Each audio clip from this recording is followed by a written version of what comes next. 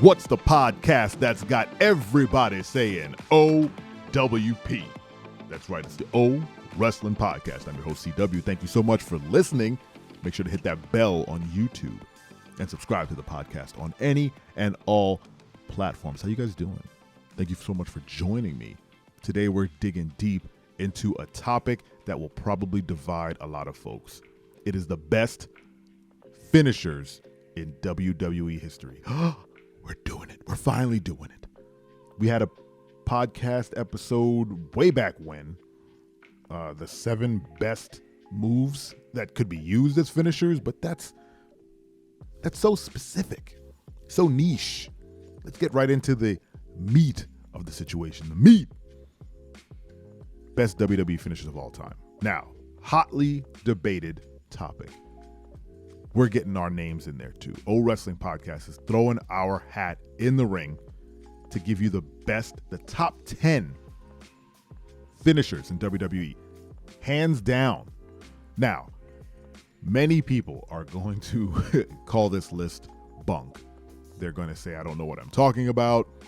They are going to say, I missed very key finishers in the history of WWE. History of WWE is very wide and vast. And they're going to say, you missed X, Y, and Z. I get it. But I do have a list of criteria that I base these moves on. I'll give you the top 10, and then I'll give you the rules and break down why each one was selected. So let's get into it. We're 2 minutes in. Let's hit this list. Number 1 is the RKO. Come on, guys. Number 2, the Stone Cold Stunner. Number 3, the DDT by Jake the Snake Roberts. Number 4, Sweet Chin Music. Number 5, the Spear. Number 6, the Ankle Lock. Number 7, the Lion Tamer. Number 8, the Elbow Drop. Number 9, the Clothesline from Hell. And finally, number 10,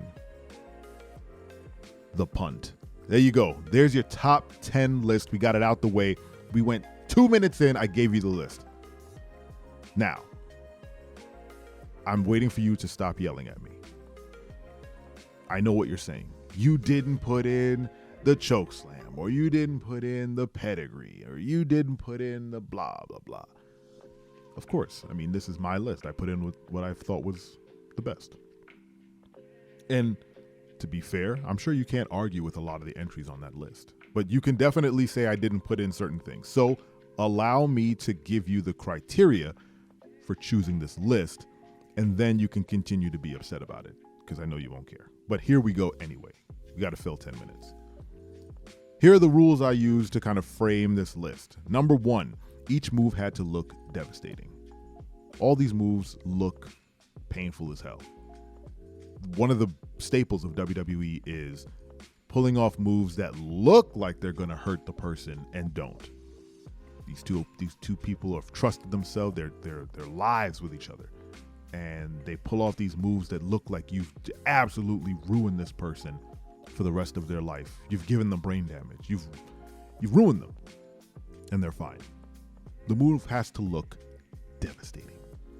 Number 2, the move must be capable of taking out any opponent. That means it can be Rey Mysterio or The Undertaker or Santos Escobar or Omos or Brock Lesnar or friggin' name another person.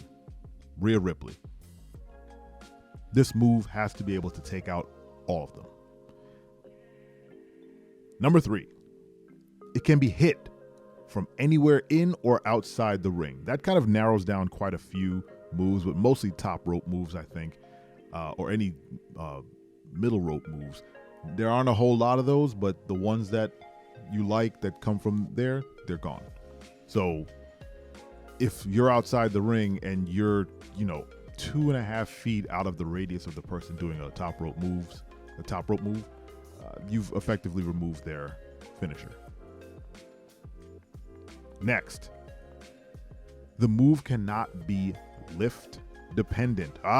There's the shining rule that has governed a whole lot of this. You're like, what? Oh, okay, fine. What does lift dependent mean? It means you don't have to lift someone up. That's a hard thing to, parse in your mind. You have to pick up someone to drop them down. It's definitely a spectacle. I mean, one of the, some of the biggest people in the industry have made a career on other, like, tiny people picking them up and dropping them, right? It's it was a huge thing in the 80s, just picking up Andre the Giant, slamming him. These days, if, Brock Lesnar is F5 and everybody, F5 is a fantastic move. Only Brock Lesnar can do it. There's no, well, not that there's no other person, but there's fairly few people who can do that move as effectively as Brock Lesnar has done it. And if we came up with a list of, moves that had lift dependencies in it, Undertaker would be on the list, Kane would be on the list. I mean, all the giant body dudes would be on the list because they're capable of picking up everybody. But Shawn Michaels can't pick up everybody. Bret Hart couldn't pick up everybody. Ricochet can't pick up anybody. So that's mean. So I wanted to frame it in this move, and here's here's a different way of framing it.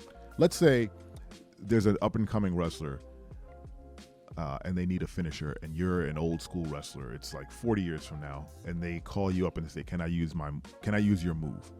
If your move is versatile enough that any sized person can use it and it can be devastating, it's a great move. That's my opinion. That's why the RKO or the stunner can be a legacy. It can be passed down. It was just passed down. Kevin Owens has the stunner now. Stone Cold passed it down to him, and he's capable of doing it. Randy Orton is not yet retired, but I think when he does, if at some point his son, one of his sons, goes into wrestling and they're like, "I'm going to use my dad's move," they can do that. Or he can pass it on to somebody else. It's versatile. So versatility had a big part in my list. Now, if we head back to the list, RKO was at the top. I was debating putting Stone Cold Stunner at the top, and then I wasn't. RKO is definitely the greatest finisher, and it has less to do with what the move is and more of the pedigree that Randy Orton has kind of wrapped it in, right? Randy Orton made that move incredible. And it was already great. It was a cutter. It was the diamond cutter. It was, whatever you want to call the move before it was the RKO. But Randy Orton took it to another level by putting it in positions that made it great. That Seth Rollins stomp to an RKO, legendary. Evan Bourne doing his, not the sunset flip. I can't remember what he did. He was like a bat flip, and then Randy Orton caught him in midair and landed the RKO. And listening to the story of that move, where Evan Bourne said, "Yeah, we didn't practice that. He just said, you should do this," and then he did it, and then we did it on the day. They didn't practice that thing, and it happened. That's what makes the RKO the greatest. Stone Cold Stunner is closely behind, but I mean, how do you argue Stone Cold being anywhere near the top? I'm sure people say Stone Cold Stunner is number one, and that's fine too. But every other move on this list is something that you can either pass down to someone else or you can hit on anybody. The DDT by Jake the Snake is incredible, and he can put it on anybody. The Lion Tamer, same deal. The Spear, you can hit it on anybody. All these moves can be as devastating as you want them to be. They can hit any opponent. They can be passed down, and they don't require you to be a crazy muscle person. So that is our list. Man, this episode went by really fast. That is our list of the best WWE finishers of all time. Let me know what you think in the comments. I appreciate your time. I'm sure you have your own opinions on what should be on that list. So let me know. Thank you so much for listening, and don't you ever forget. I'm your friend, but if I ever see you in the ring, I can beat you. Don't you know? Yeah, yeah, yeah.